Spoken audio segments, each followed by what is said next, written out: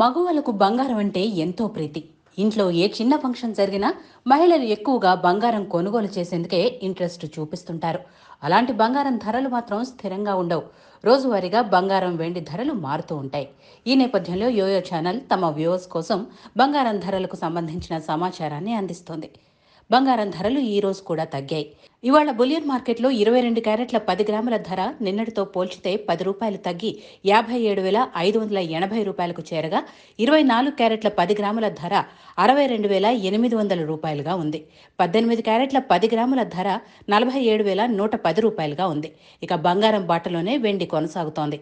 Silver ధరలు కూడా నిన్నటితో పోల్చితే రూ. 100 తగ్గింది. దీంతో కిలో వెండి ధర 73,800 రూపాయలుగా ఉంది.